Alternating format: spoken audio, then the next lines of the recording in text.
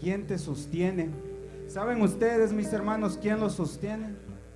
¿Saben ustedes, mis hermanos, quién nos da ese gozo, esa alegría, mis hermanos, esa bendición de tan solo saber el nombre de Jesucristo? Dice Isaías, mis hermanos, en el capítulo 41, versículo 13, le voy a dar la respuesta. Dice: porque yo, Jehová, soy tu Dios, quien te sostiene. Allí está, mis hermanos. ¿Quién los sostiene? Dios los sostiene, mis hermanos. Porque yo, Jehová, soy tu Dios, quien te sostiene de tu mano derecha y te dice: no temas, yo te ayudo.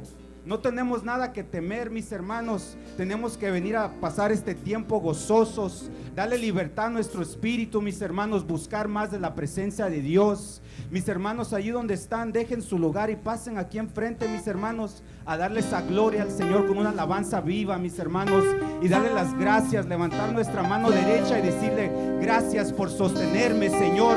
Eres maravilloso, eres hermoso y yo te adoro, Cristo. Y comparten ese gozo, mis hermanos. Pasen aquí adelante, mis hermanos. Sí, Señor Jesús.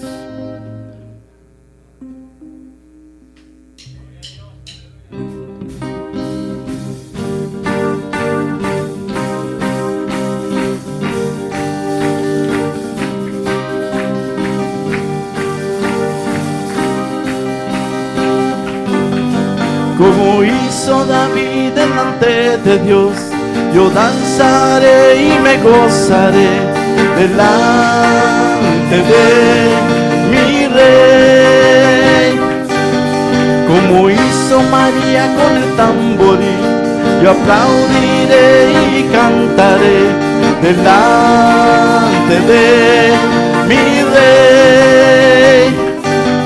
Como hizo Judá cuando fue a pelear, daré un grito de aclamación delante de mi Rey. Como hizo Josué en Jericó, gritaré y conquistaré delante de mi Rey. Ahora puedo yo venir ante ti y alabarte, mi Rey. Me postraré y adoraré a Cristo, mi Rey.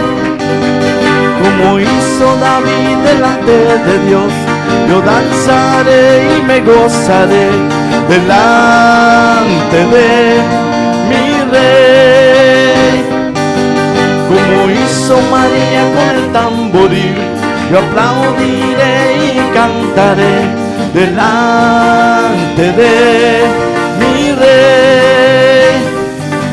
Como hizo Judá cuando fue a pelear, daré un grito de aclamación delante de mi Rey. Como hizo Josué en Jericó, gritaré y conquistaré delante de mi Rey. Ahora puedo yo venir ante ti y alabarte, mi Rey. Me postraré, adoraré a Cristo, mi Rey. Oh moradora de Sion, alaba a Jesús, grandes son sus maravillas. Oh moradora de Sion, alaba a Jesús, grandes son sus maravillas. Sobre los montes y collados a mi amado buscaré, grande es su hermosura, y al estar en su presencia gozoso danzaré, al Señor alabaré.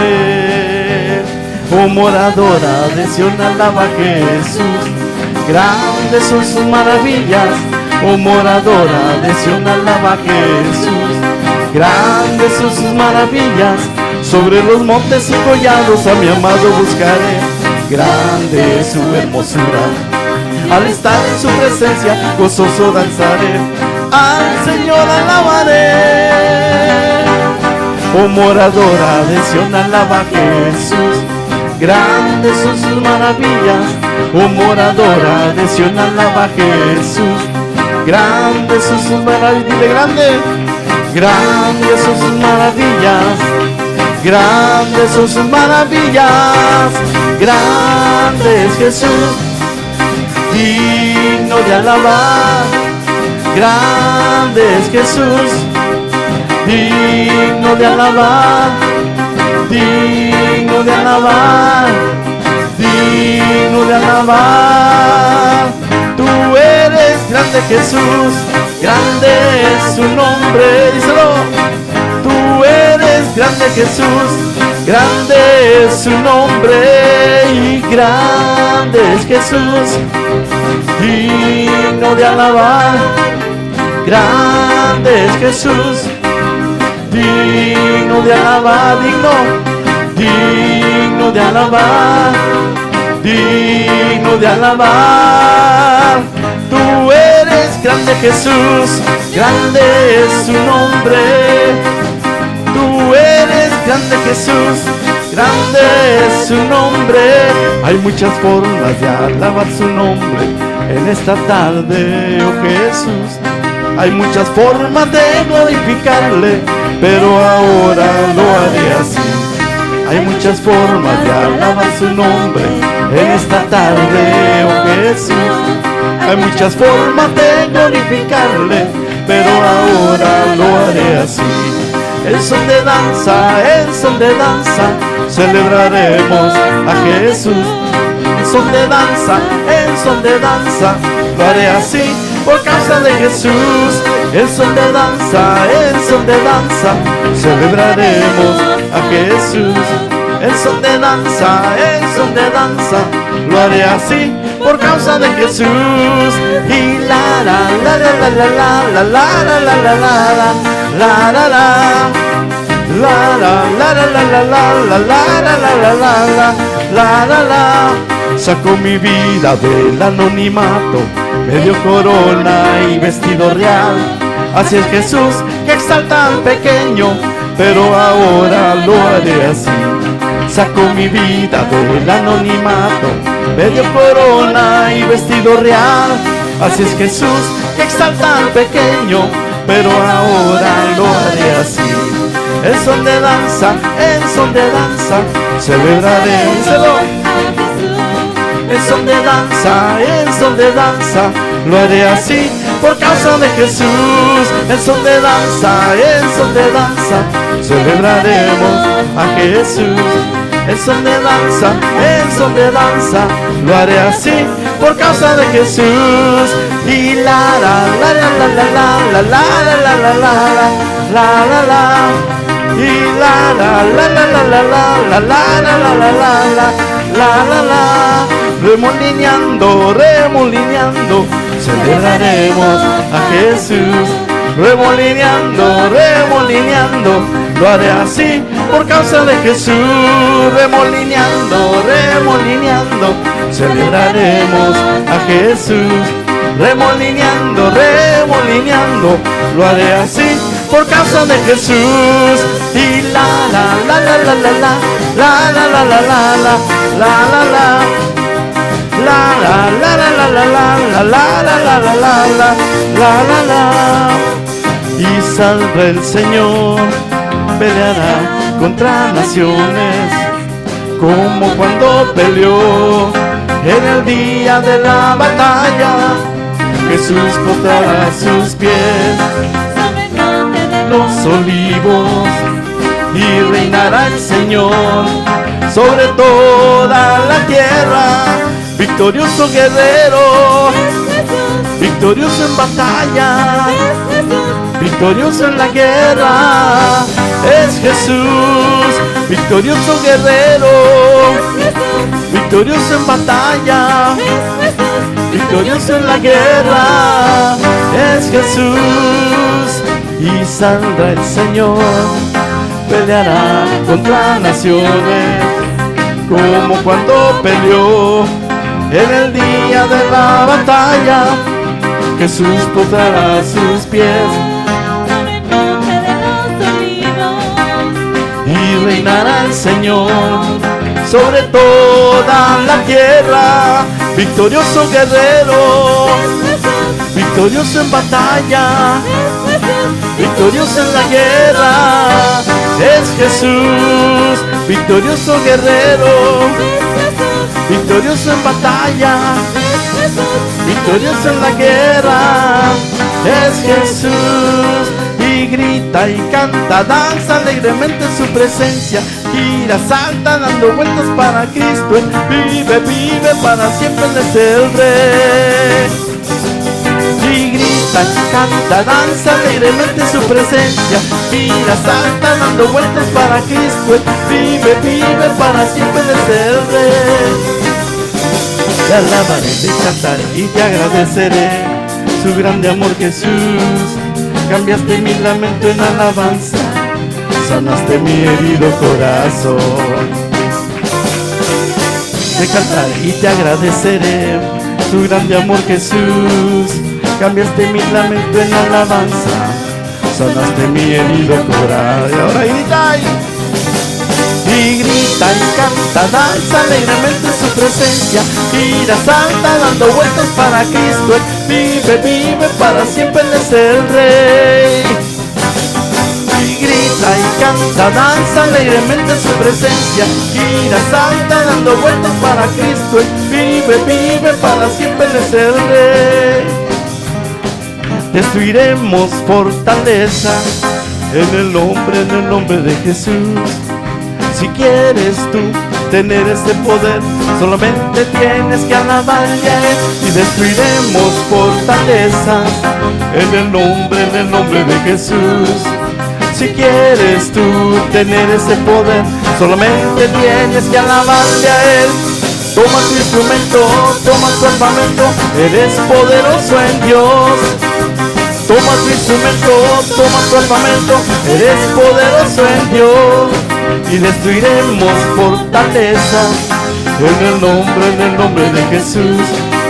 Si quieres tú tener ese poder, solamente tienes que alabarle a Él. Y destruiremos fortalezas en el nombre de Jesús. Si quieres tú tener ese poder, solamente tienes que alabarle a Él. Toma tu instrumento, toma tu armamento, eres poderoso en Dios. Toma tu instrumento, toma tu armamento, eres poderoso en Dios. Tú tienes el poder, tú tienes el poder, tú tienes el poder de Dios. Tú tienes el poder, tú tienes el poder, tú tienes el poder de Dios. Aquí está el poder, aquí está el poder, aquí está el poder de Dios. Aquí está el poder, aquí está el poder, aquí está el poder de Dios. Tenemos el poder, tenemos el poder, tenemos el poder de Dios. Tenemos el poder, tenemos el poder, tenemos el poder de Dios.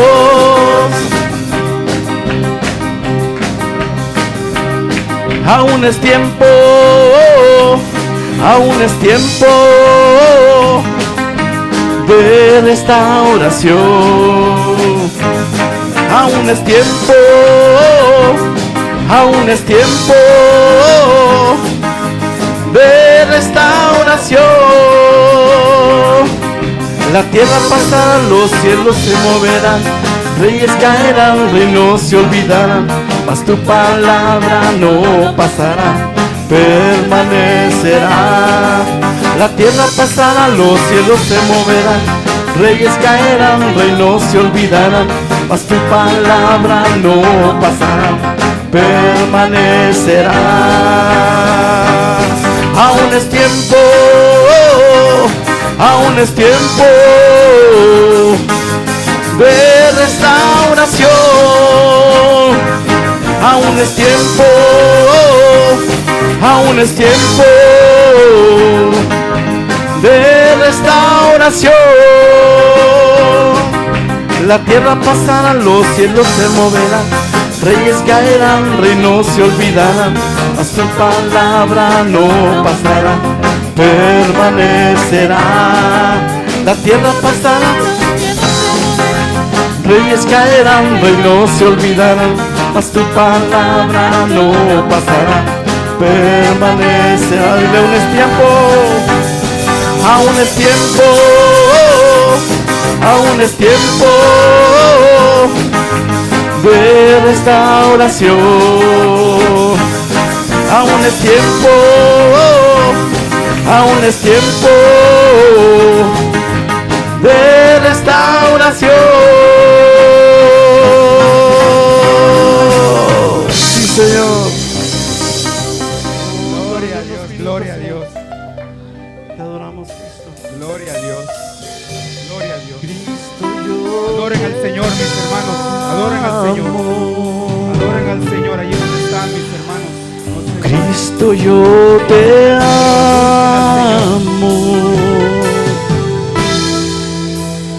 No hay nadie como tú.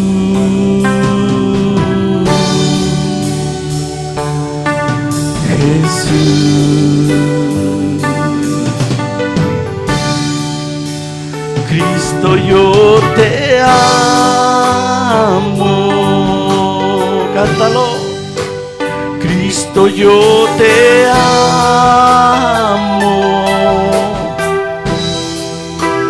No hay nadie como tú.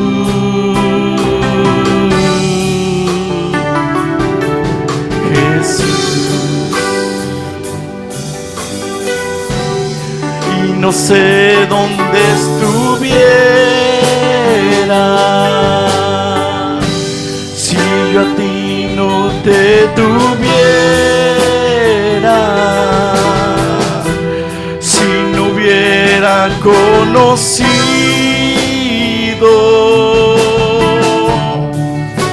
al Dios que me ama. Y no sé dónde estuviera si yo a ti no te tuviera, si no hubiera conocido al Dios que me ama. Dile, Cristo, yo te amo. Cristo, yo te amo.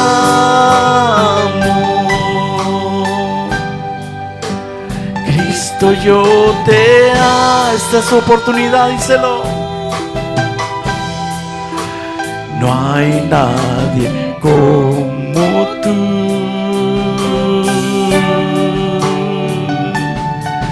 Jesús.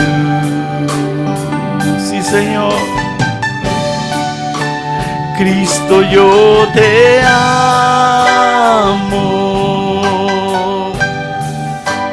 Cristo, yo te amo. ¿Por qué no se lo cantas fuerte? No hay nadie como tú.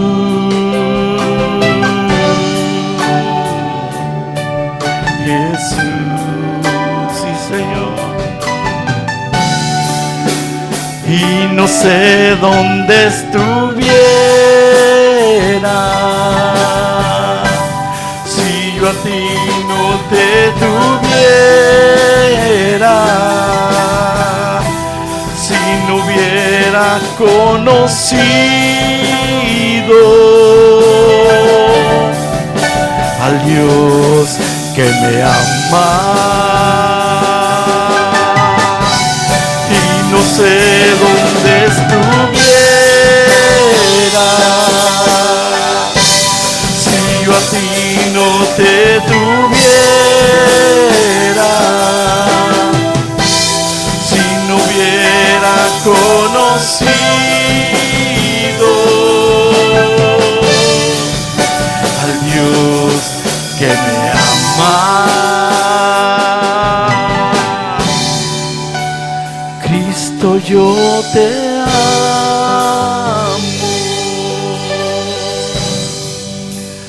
Cristo, yo te amo.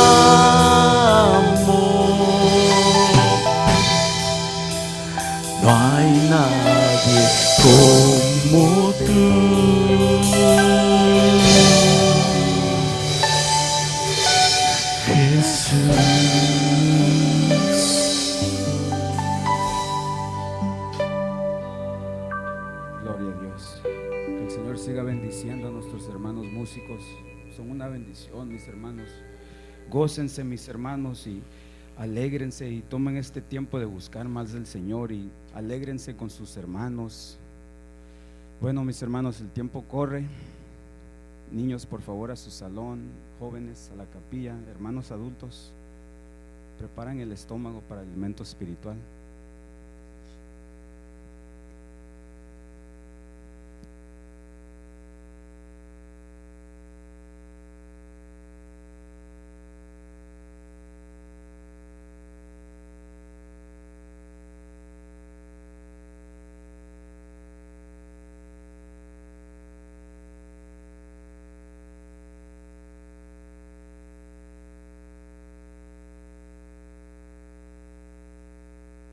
Gracias a Dios. Dios les bendiga en esta tarde especial, porque vamos a seguir hacia adelante con nuestro recorrido a través del libro de Daniel. ¿Y vamos en qué capítulo? Vamos, ya se me olvidó. Terminamos el 6, ¿verdad? Ok. Hablando de este libro Daniel tan interesante, que realmente para poder descubrir algunas cosas importantes en él, pues se necesita un poquito de dedicación, de meditación, de búsqueda, y Dios creo que es fiel con nosotros y nos ayuda para poder lograrlo. En el capítulo 7 del libro de Daniel, ahora no está. ¿Qué pasó? Se me dice que los vamos a descansar. ¿Qué hacemos con ellos? Amén. Es que los hermanos les ayuda mucho a estar viendo, ¿verdad? Pero está bien así, para que traigan su Biblia también. Capítulo 7 del libro de Daniel. En el primer año, vamos a leer versículo 1, de Belsasar, rey de Babilonia, vio Daniel un sueño y visiones de su cabeza en su cama. Luego escribió el sueño y notó la suma de los negocios. Capítulo 7, versículo 1. Aquí realmente Daniel estaba haciendo una mirada retroactiva. ¿Cuál es la palabra correcta? Retroactiva. Estaba retrocediendo, haciendo memoria de algunas situaciones que él había vivido. En el año, naturalmente, hace esta forma retroactiva hacia el año 553 antes de Cristo. Estamos hablando de aproximadamente 14 años antes del banquete de Belsasar. ¿Se recuerdan ustedes? Capítulo 5, versículo 1 al 3 del libro de Daniel. Esta retrospectiva que Daniel estaba haciendo es justamente en esa época aproximadamente. Los capítulos 7 y 8 ocurren después del capítulo 4, pero antes del capítulo 5. En otras palabras, no estar necesariamente, usted va a notar el libro de Daniel en un orden cronológico exacto, sino que les había mencionado yo que cuando estábamos estudiando el capítulo 2, el capítulo 7, se recuerdan que habla también muy similar acerca de lo que pasa aquí en este capítulo 7. Aquí en el sueño del capítulo 7 del libro de Daniel va mucho más allá de su propio tiempo y anticipa, óigame bien, aquí la venida del Rey de Israel, la venida del Señor Jesucristo. La intención de esa venida del Rey de Israel es para poner fin a todos los reinos gentiles y establecer su reino eterno. Según lo miramos, capítulo 7, versículo 13 y 14 de Daniel. Dice: miraba yo en la visión de la noche, y he aquí que en las nubes del cielo como un hijo de hombre que venía, y llegó hasta el anciano de grande edad, e hiciéronle llegar delante de él. Está hablando de venir a establecer, todos podríamos decir, establecer su reino eterno, y por fin deshacerse o ponerle fin a todos los reinos gentiles para poder establecer su reino. Versículo 14 habla naturalmente de esto: y le fue dado señorío y gloria y reino, y todos los pueblos, naciones y lenguas le sirvieron. Su señorío eterno que no será transitorio, y su reino que no se corromperá. La razón por la que me doy cuenta yo de esto es porque la intención de establecer su reino eterno era, decía, lo repito, de deshacerse, de quitar, de ponerle fin pues a todos esos reinos gentiles. Versículo 27: y que el reino y el señorío y la majestad de los reinos debajo de todo el cielo sea dado al pueblo santo de los altísimos, cuyo reino es eterno, y todos los señoríos le servirán y obedecerán. Fíjese lo que está diciendo aquí Daniel. Es algo interesante, porque naturalmente usted va a notar que a través de la historia siempre ha surgido la idea de que se quiera restablecer un reino y que quiera gobernar sobre la tierra. No es nada extraño, naturalmente, que en este tiempo que estamos viviendo también quiera alguien levantarse y sublevarse para poder tener el dominio y el control y el reino sobre toda la tierra. Yo me imagino que lo han visualizado a través de la enseñanza del estudio del libro de Daniel, como siempre han surgido hombres que han querido reinar sobre la tierra, que han querido ser absolutos, y ha costado muchísimas vidas, ha costado muchas persecuciones. Pero la razón por la que le menciono esto es porque estamos hablando de un reino como el que Cristo presentó. Acuérdese lo que dijo Cristo: mi reino no es de esta tierra. El reino de Cristo es un reino distinto, un reino que Él vino a establecer, pero no lo vino a establecer en la tierra, sino que más bien Él habló de un reino que no tenía nada que ver con los reinos de la tierra, con los reinos que han querido de alguna forma siempre surgir y enseñorearse y a ver quién es el que puede más, quién es el más poderoso para que pueda gobernar sobre el mundo, sobre toda la tierra. Este reino, decíamos, viene con el fin y con la intención de terminar con todos los reinos, pero también está hablando de un reino en esta ocasión, vamos a decirlo de esta forma, está hablando de una destrucción de los reinos literales también. Y ustedes lo van a ver. ¿Por qué les digo esto? Gloria al Señor. Venía a deshacerse de todos los reinos gentiles para establecer su reino eterno. Versículo 2: habló Daniel y dijo: veía yo en mi visión de noche, y he aquí que los 4 vientos del cielo combatían en la gran mar.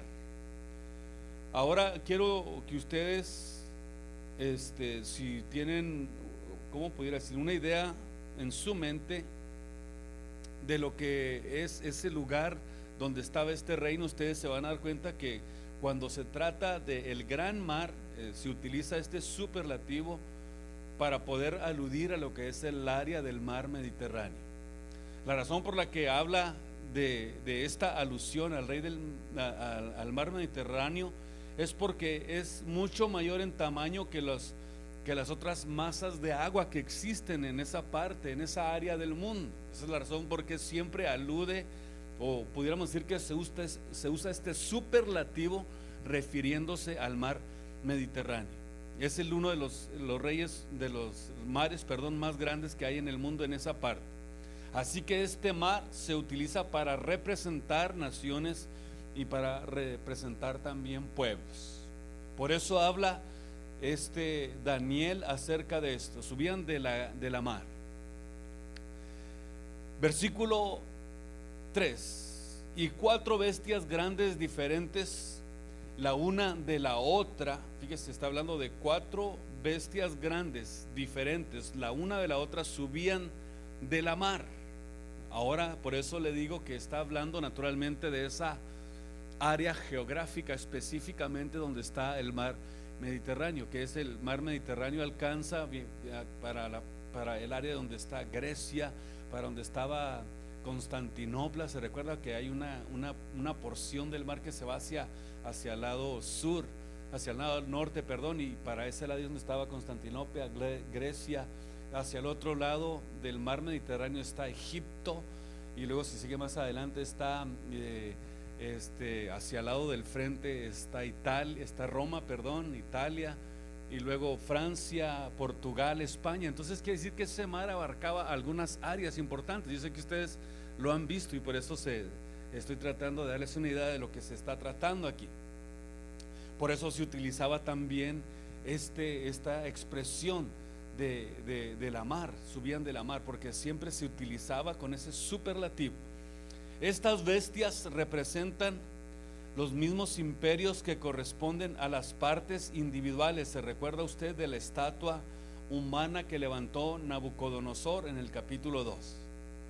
Es justamente lo que vamos a tratar de hablarlo, pero voy a tratar de hacerlo de una forma un poquito distinta a como lo hice en la primera ocasión, hablando específicamente de las bestias que está hablando aquí en el capítulo 4 de capítulo 7, versículo 3, perdón. Versículo 4, donde dice que la primera era como león,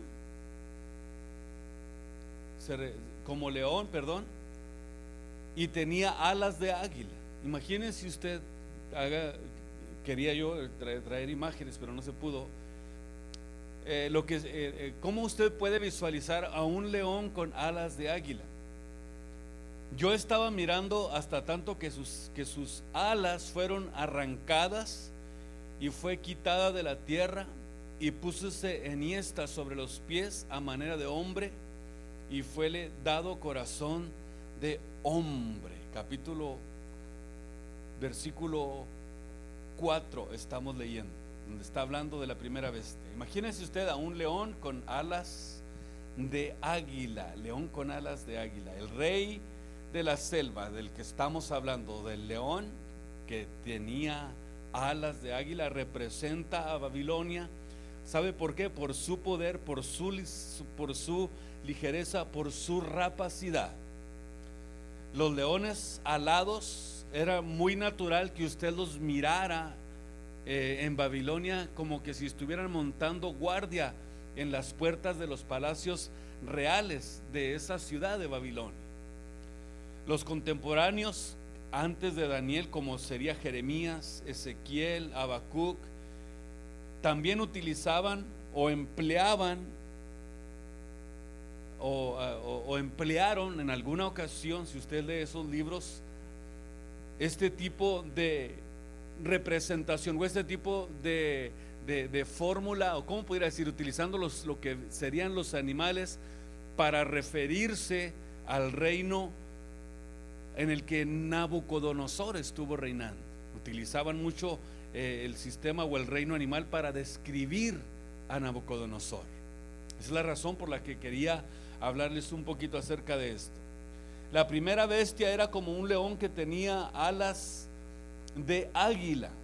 Así pues, la primera bestia, que era como un león que tenía estas alas de águila, se corresponde así a la representación de Babilonia, decía, por su poder.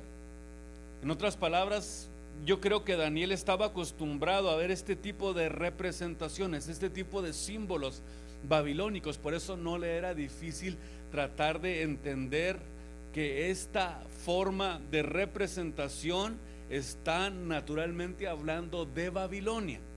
Decía, por su poder, por su capacidad, por su rapacidad. Los leones alados naturalmente eran parte de una ornamentación de la ciudad, representaban la grandeza del imperio del hombre.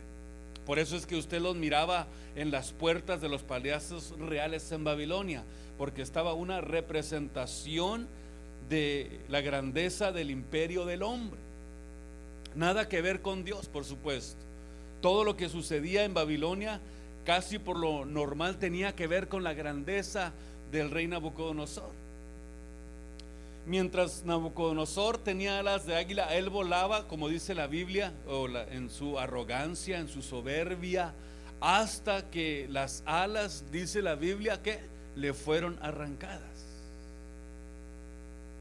Si usted se recuerda, en el capítulo 4 del libro de Daniel, el trato tan duro que recibió de parte de Dios, hasta que perdió su noción como un ser humano.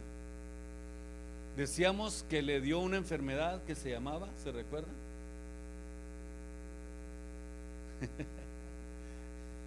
Licantropía, que dice que cuando le da esta enfermedad al hombre, ¿qué es lo que hace? Que lo hace perderse de la noción, como si se tratara de un hombre, y cree que es una bestia, cree que es un animal. Así que esta es la razón por la que usted puede notar que la Biblia dice que las alas le fueron arrancadas. Dios trató duramente con Nabucodonosor. Lo hizo que se sintiera como una bestia del campo, como un león, o una bestia leonina. No sé si será la palabra correcta, ¿no? Una bestia leonina, símbolo de orgullo, que fue humillada y fue cambiada hasta el punto de recibir corazón de hombre. Tuvo Dios que hacer ese trato con él, para que él reconociera el reino de Dios, para que él entendiera quién es el que tiene el control de los reinos. Él se dio cuenta de que todo lo que estaba sucediendo era un plan de Dios. Así que estuvo hasta ese punto de creer que era una bestia del campo. Imagínese usted a Nabucodonosor, rey de Babilonia, en el campo, entre las vacas, entre los animales, comiendo pasto. Y le crecieron las uñas, dice la Biblia, como los animales. A lo mejor hasta hacía como animal, me imagino, ¿no? El rey de Babilonia en ese estado, en ese punto de humillación que Dios le dio, hasta perder su noción de lo que era el sentido humano. Impresionante, es impresionante. Eso implica el resultado del trato de Dios en la vida de Nabucodonosor. Pero ¿qué dice después Nabucodonosor cuando él testifica? Dice: mas al fin del tiempo, yo, Nabucodonosor, dice, alcé mis ojos al cielo y me fue vuelta nuevamente la noción de lo que es ser un ser humano. Y dice: y bendije al Altísimo, y alabé y glorifiqué al que vive para siempre, cuyo dominio es sempiterno y su reino por todas las edades. En otras palabras, se dio cuenta que Dios podía quitarlo del reino fácilmente, y que Dios, si quería, se lo volvía a regresar ese reino. Por eso él dice: el que quita reinos y pone reinos, él es el que tiene el control de todas las cosas. El hombre no se da cuenta, pero realmente sí. Dios tiene el control de todas las cosas. Daniel 4:34 es donde estaba leyendo, hablando naturalmente de este acontecimiento. Por eso le decía que le quería dar un enfoque distinto a lo que fue la primera ocasión, porque aquí es donde tenemos que ir viendo que de alguna manera Dios tiene diferentes enfoques para conocer un poquito más acerca de esto. Él es el que quita reinos, pone reinos, el que tiene el dominio. Así mismo lo dice Nabucodonosor.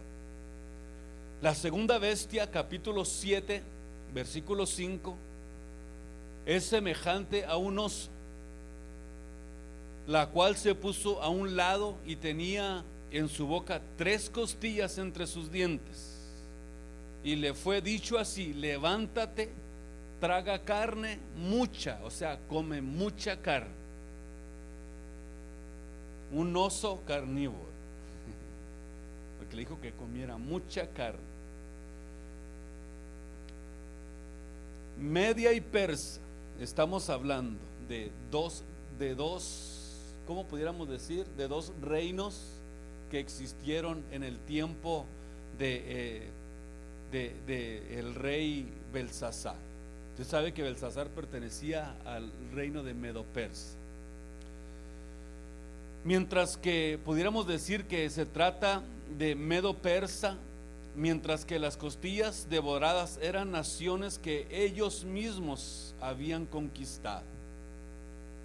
Dice que esta bestia era semejante a un oso, la cual se alzaba de su costado, que se alzaba de un costado hacia el otro, y que tenía en su boca 3 costillas entre los dientes, y le fue dicho de esta forma. ¿Cómo le fue dicho? Devora carne, mucha carne. Y después de ti, estaba dicho por Daniel, se levantará otro reino inferior al tuyo. Hablando de lo que era, lo que estábamos estudiando en el capítulo 2, versículo 39 del libro de Daniel, hablando de este acontecimiento.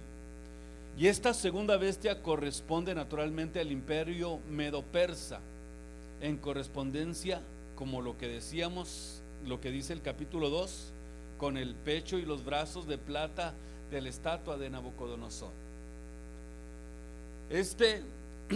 Fue un imperio que sucedió al imperio de Babilonia en el año 538 al 333 antes de Cristo. Ahora, como pudo apreciarse que se trata de un imperio que estaba constituido por 2 partes. Escuche esto que es importante. Los medos, a los que usted los conocía por Media, y los persas, a los que se conoce por Persia.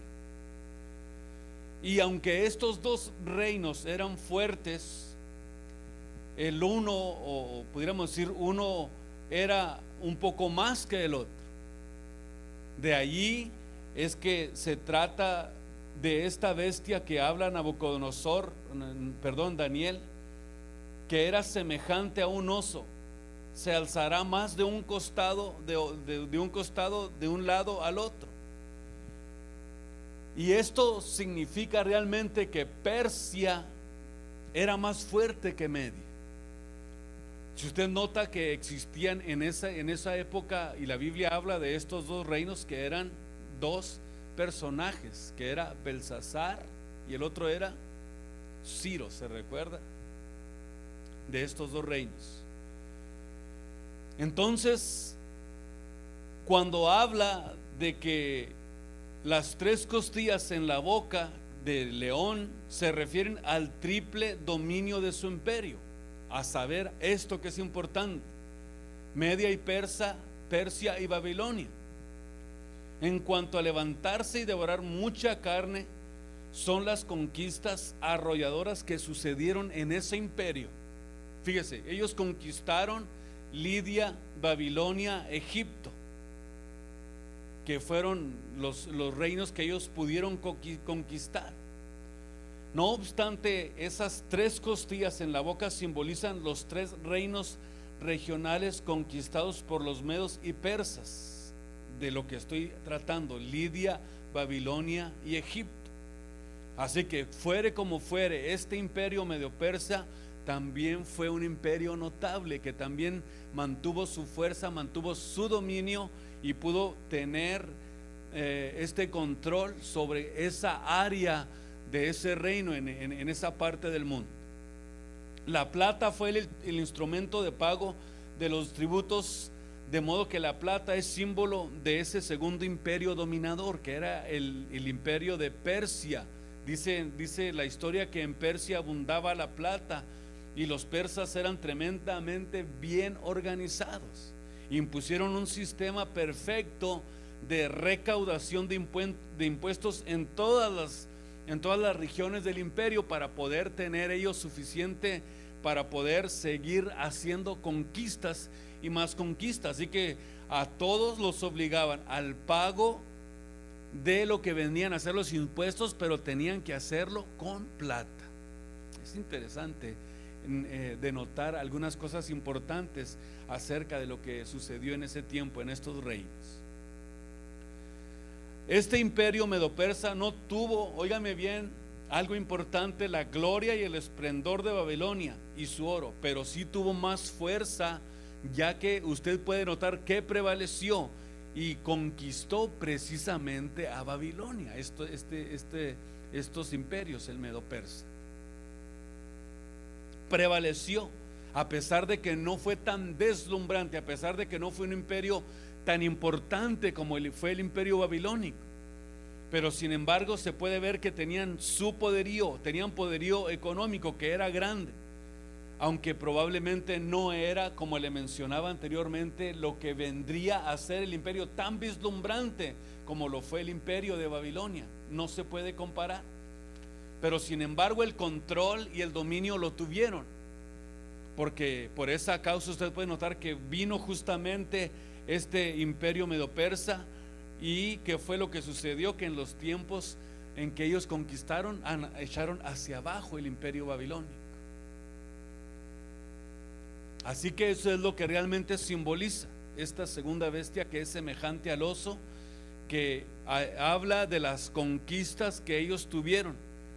Y para poder lograr tener ese tipo de conquistas, quiero decirle que eran unas matanzas impresionantes, para poder conquistar a otras naciones, para conquistar a otros pueblos, para conquistar otras naciones. Tenían ellos que imponerse, y por eso es que habla la Biblia de carne, mucha carne. ¿Por qué? Por las matanzas tan terribles que hacían para poder dominar y para poder tener bajo su imperio a los demás pueblos. La tercera bestia, 7:6.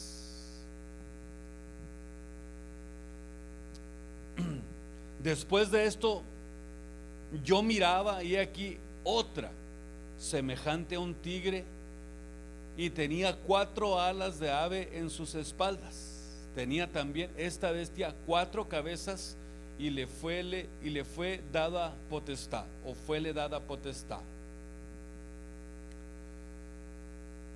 Le fue dado dominio sobre todo. Aquí notamos que para poder entender esta representación de esta bestia, voy a tratar de hacerlo ver de una forma, en la razón por qué existe una representación en cada una de las bestias.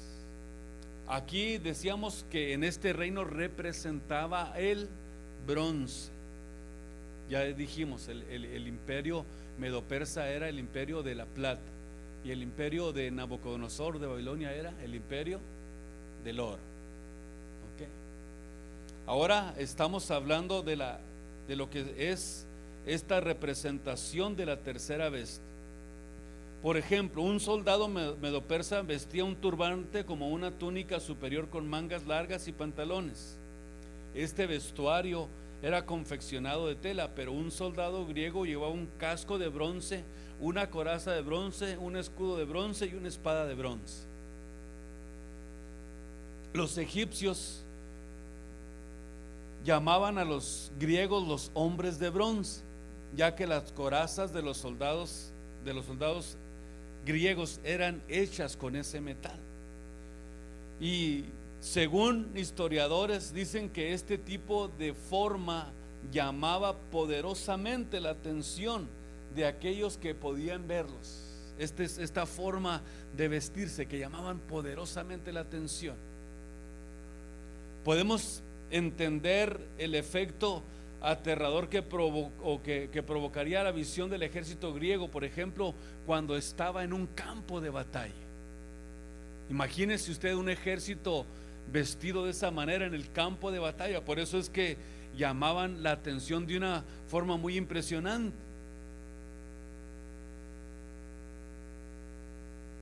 En Ezequiel 27:13 leemos donde dice: Javán y Tubal y Mesec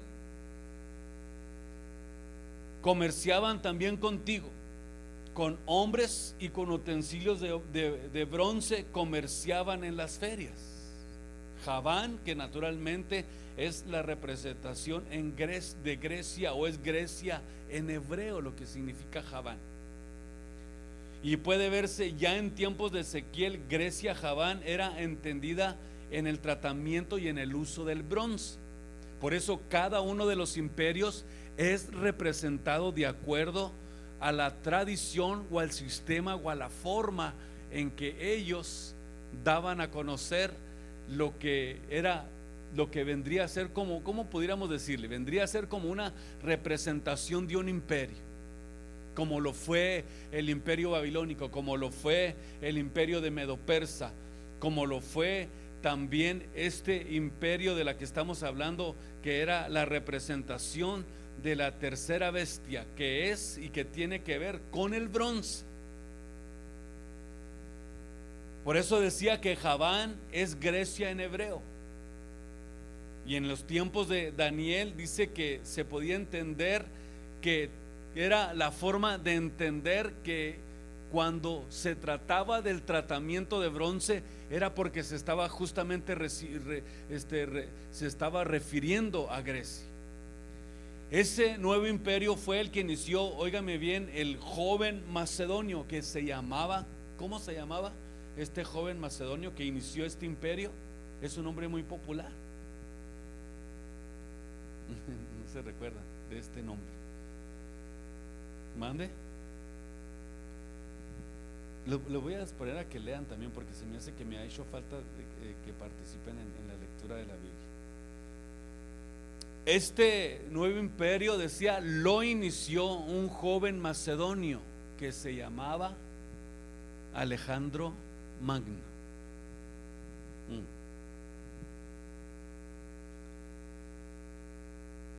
Nacido en el año 356 antes de Cristo. En el año 356 antes de Cristo. Estamos hablando de lo que es la representación del bronce. Estamos capítulo 7, versículo 6 del libro de Daniel. Estas representaciones que le estoy diciendo son importantes porque está hablando de los reinos que sucedieron o que tuvieron su efecto en el tiempo en que Daniel existía, en el tiempo de Daniel. Cuando él profetizó, probablemente muchas de estos acontecimientos él ya no le tocó verlos, pero aquí están escritos en la Biblia, en la palabra de Dios.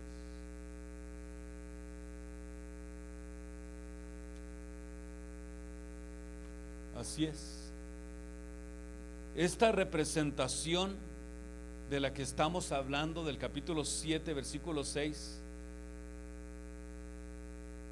de un leopardo, representa a Grecia con su rapidez, con su sagacidad en las conquistas que se emprendieron bajo el liderazgo de Alejandro Magno. Este nuevo imperio que lo inició este muchacho habla del leopardo, nos habla de su fuerza y sobre todo de su rapidez, de su sagacidad a la hora de atacar.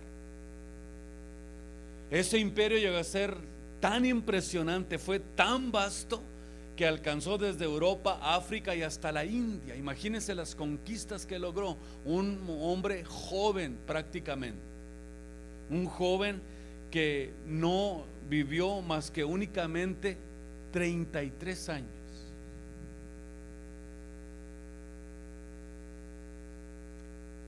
Este imperio que habla del capítulo 7, versículo 6, es justamente el imperio que fundó este hombre del que estamos tratando, Alejandro Magno. Las 4 alas de ave a las espaldas del leopardo indican la tremenda celeridad con la que conquistó. Fue una forma impresionante. Yo no sé si ustedes han escuchado un poco acerca de la historia de Alejandro Magno, pero fue un hombre que realmente llamó la atención del mundo, llamó la atención de todo el mundo por la forma en que lo hizo. Fue la forma más impresionante que se pueda entender, una tremenda celeridad con la que conquistó. Alejandro en pocos años conquistó el imperio persa, incluyendo Anatolia, Siria, Fenicia, Judea, Gaza, Egipto, Bactrina y Mesopotamia, y amplió sus fronteras hasta la región de Punjab, que viene siendo parte de la India. Incluso antes de su muerte, Alejandro ya estaba haciendo planes para girar hacia el oeste y conquistar hasta Europa. Era impresionante lo que hizo este hombre, representado en capítulo 7 versículo 6 como un leopardo con 4 alas. Lo leímos, ¿verdad? 7:6. Un tigre o leopardo, como usted quiera llamar. Las 4 cabezas representan a los 4 generales, los llamados diádicos, que tras Alejandro, después de que él murió, por cierto, muy joven, a los 33 años, se repartieron el imperio en 4 partes. Aquí está la importancia de lo que quiero transmitirles. Estos generales dividieron el imperio en 4 partes. Esos generales, cada uno de ellos quedándose al mando de Macedonia, Grecia, que es la parte de Grecia, Tricia, Siria y Egipto. En el año 323 antes de Cristo, estos gobernaron sobre Macedonia, Asia Menor, Siria y Egipto, según lo vemos en el capítulo 8, versículo 8 del libro de Daniel, que dice de esta manera. Vamos a leerlo, capítulo 8, versículo 8.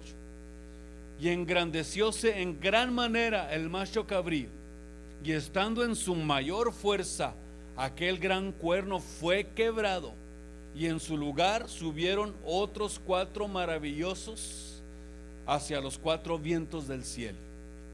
Naturalmente que está hablando Daniel 8:8 de el quebranto de ese reinado que iba creciendo de una manera tan impresionante que estuvo a punto de conquistar Europa, pero que fue quebrado.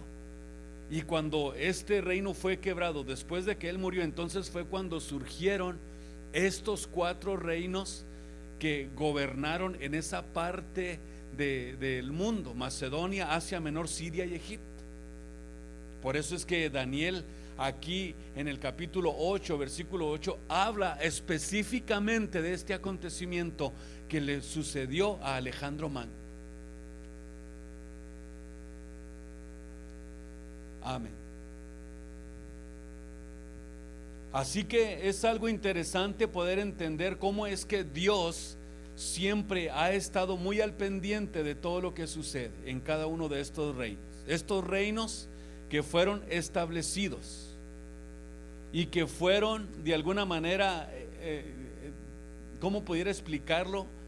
Que fueron quebrantados, que tuvieron cambios radicales en esas vidas, en esas partes del mundo, pero que ahora entendemos que cada uno de esos imperios eran imperios que venían y se conquistaban unos a otros y que no permanecían realmente. Por eso es que en este capítulo 7 del libro de Daniel comienza a hablar de el establecimiento de un reino eterno, de lo que habla la Biblia. Por eso en esta última parte, o en esta cuarta bestia que vamos a tratar, vamos a ampliar un poquito más acerca de eso. ¿Qué importancia tiene lo que Dios está haciendo? Por eso le decía que no es nada extraño mirar que a través de los tiempos, a través de los siglos, siempre han querido venir hombres a querer tener control absoluto sobre el mundo, pero Dios no les ha permitido ese reino poder restablecerlo. Como también en este tiempo, yo estoy seguro que usted lo sabe, que se está manejando una forma para poder tener un control absoluto del mundo. Cada vez que usted oiga la palabra globalización, estamos hablando de una preparación para que el enemigo, para que el diablo quiera nuevamente restablecer un reino mundial sobre la tierra, pero Dios no se lo va a permitir. Es algo impresionante. No es nada extraño mirar este tipo de acontecimientos a través de los siglos, a través de los tiempos. El enemigo es terco, insistente, no cambia de sistema, quiere siempre salirse con la suya. En el capítulo 7, donde estamos leyendo, versículo 7, dice: después de esto miraba yo en las visiones de la noche, y aquí la cuarta bestia, espantosa y terrible, y en gran manera fuerte. Escuche cómo la describe. Era en gran manera fuerte, y en gran manera espantosa, y en gran manera terrible, la cual tenía unos dientes grandes de hierro, que devoraba y desmenuzaba, y las obras hollaba con sus pies. Y era muy diferente a todas las bestias que habían sido antes, y tenía 10 cuernos.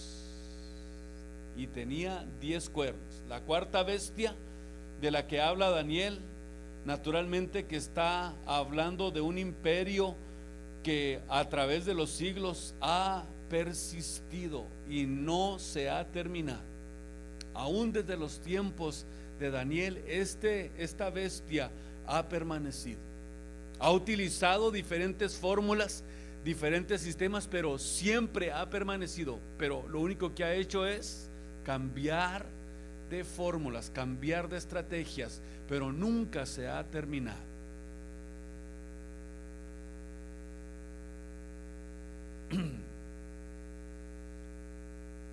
Aquí vamos a notar algo importante.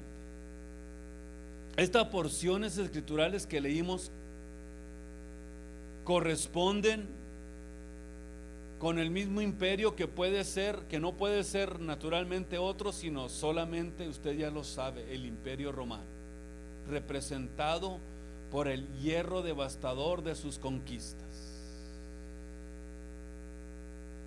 Es impresionante, pero es una realidad esto que le estoy diciendo. No existe un animal semejante a lo descrito por Daniel. Aún Daniel mismo agregó algo importante acerca de esta cuarta bestia. Era muy diferente a todas las que él había visto antes. Se trata de un imperio único y sin lugar a dudas apunta hacia el imperio romano, representado por el hierro y su fuerza. De hierro está descrito el imperio, este imperio, en el capítulo 2, versículo 40 del libro de Daniel. Así como los dientes de esa bestia espantosa lo son también de hierro. Esto último nos habla de la tremenda fuerza militar incomparable de Roma. Los ejércitos romanos utilizaban armaduras de hierro y fueron conocidas como las legiones de hierro de Roma, que eran fuertes y que eran invencibles. Como pudimos ver, argumentado, todas estas bestias e imperios gentiles a partir de Babilonia tuvieron una vinculación muy especial con Israel. Siempre naturalmente para el mal, siempre para hacer todo lo contrario a lo que Dios quiere. Y quiero decirle que Roma no fue la excepción. La terrible crueldad de los romanos es patente en todas las páginas de la historia, y en especial en el año 68 al año 70 después de Cristo.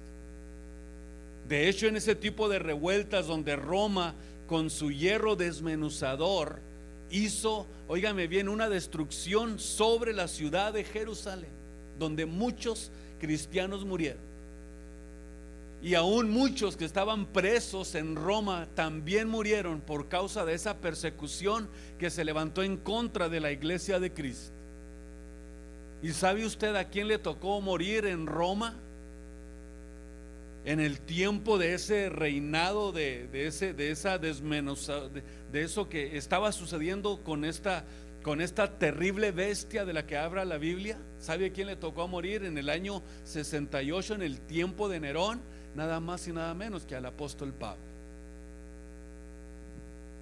A él le tocó, mira, le tocó esta persecución que vino naturalmente con la terrible crueldad de los soldados romanos, que era la bestia que venía, dice Daniel, desmenuzando, que venía destruyendo, que venía conquistando de una manera impresionante.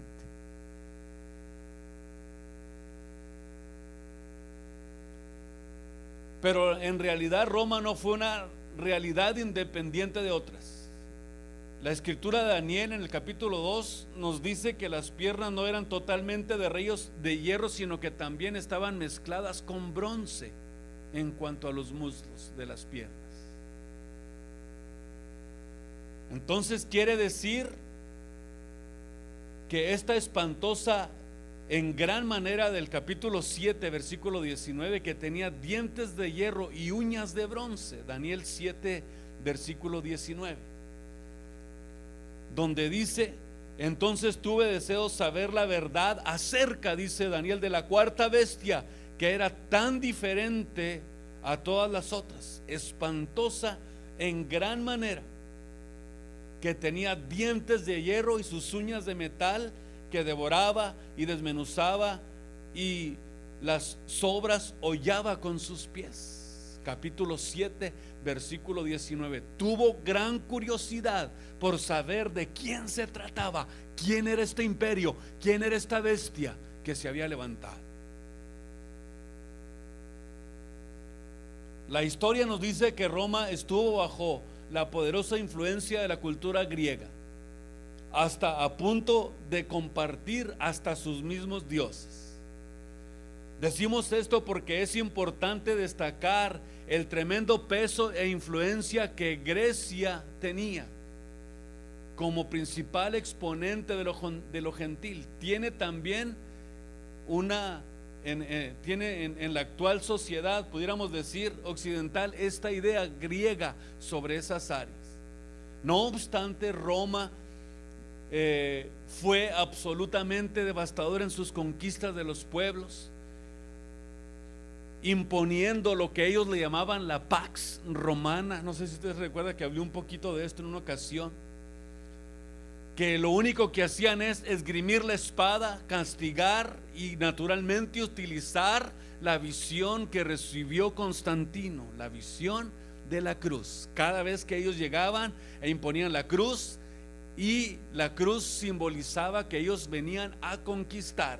Y como decía Constantino, que él había recibido la visión de la cruz, donde ellos ponían la cruz, era señal de que Roma venía a desmenuzar, como lo que sucedió en México. ¿Cómo se le llamó a esa persecución? Los cruzados. Los cruzados. Fue una persecución tremenda que se levantó. Naturalmente utilizando este tipo de símbolos, esgrimiendo la espada y castigando con la cruz. Escúcheme muy bien, con la cruz que es símbolo de las tinieblas. La cruz.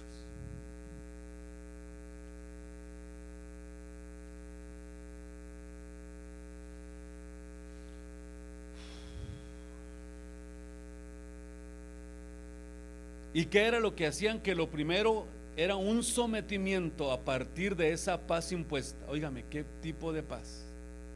Lo segundo era la destrucción total de comunidades que conquistaba. Eso era notar. ¿Qué fue lo que hizo cuando entró y tocó tierra por primera vez Hernán Cortés? Lo primero que hizo fue implantar la cruz en la tierra, símbolo de que venía la bestia desmenuzadora, venía a devorar, venía a desmenuzar.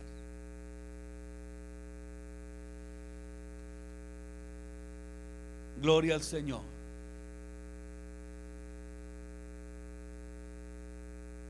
Si nosotros no apercibimos bien esto, esa cuarta bestia también está representada, como lo vimos, en las piernas y los pies del sueño que tuvo Nabucodonosor.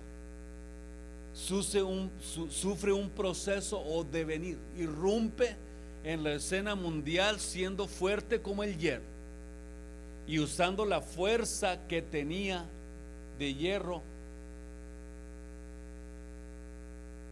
y utilizando ese sistema avanzaba y avanzaba hacia los pies. Nos damos cuenta de que no solo era parte de hierro, sino también era parte de barro. O sea, había una mezcla en esto que estamos hablando. Entonces quiere decir que era evidente que iba a empezar a perder fuerza al mezclarse el hierro con el barro. El barro no es un metal, quiere decir que eso era lo que probablemente lo hacía débil. Y tampoco se puede mezclar con el hierro, el barro. ¿Qué querría decir esto? ¿Qué es lo que realmente sucedería con esto? Porque estamos hablando de una bestia desmenuzadora que a través de los siglos hizo de las suyas, hizo destrucciones, acabó con muchas vidas. En Alemania mató a más de 6 millones de personas utilizando el símbolo de la cruz, naturalmente haciendo alegoría a lo que supuestamente había recibido en esa visión ese hombre malvado, el que recibió también dizque una revelación muy importante acerca del conocimiento de Cristo. Quiere decir que se debilitó,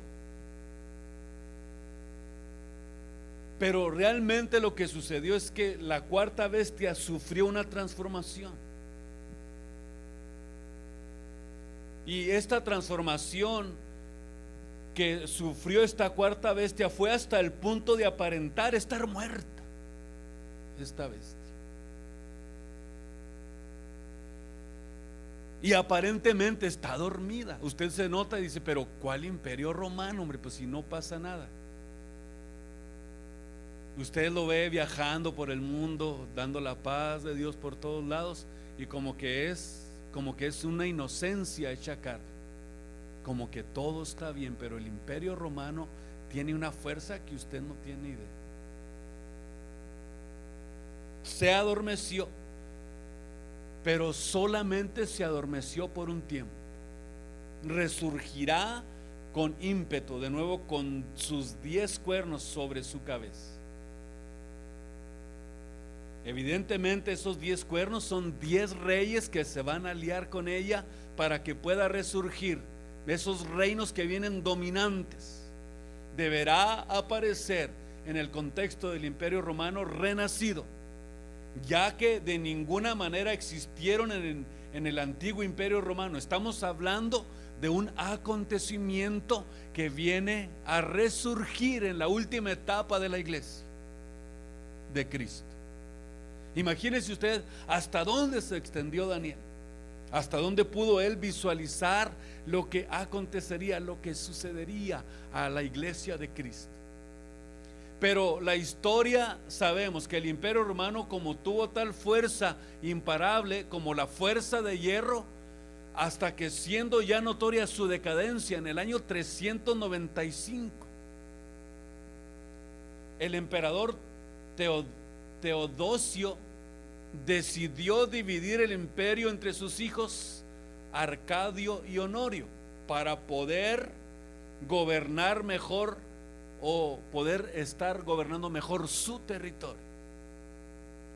Así pues, el imperio romano se dividió en el imperio oriental, que es la capital Bizancio, con Arcadio como emperador, y el imperio occidental con Roma como capital, con Honorio. Esta división en dos, pudiéramos decir que fue la forma en que se dividió el imperio romano. Por eso simbolizaban las dos piernas de la estatua. O sea, perdió fuerza.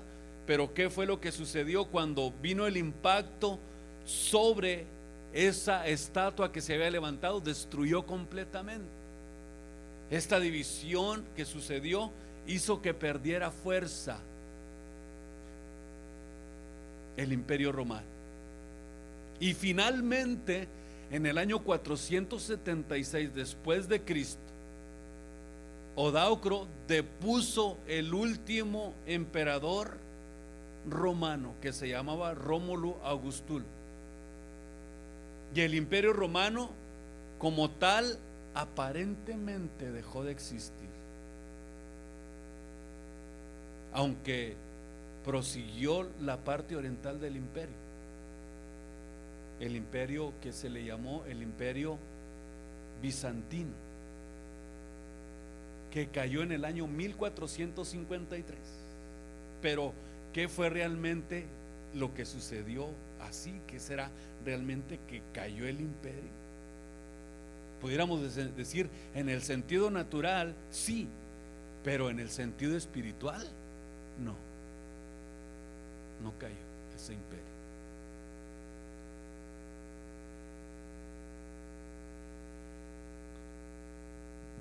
¿Sabe por qué? Porque yo no quiero que perdamos el enfoque del asunto, de lo que estoy tratando. Con la extinción del imperio romano como tal, la cuarta bestia de la que está hablando Daniel no muere, más bien se adormece. No muere, nomás se adormece, o vamos a decirlo de esta manera, lo único que hace es cambia de estrategia. Y la Biblia habla de eso.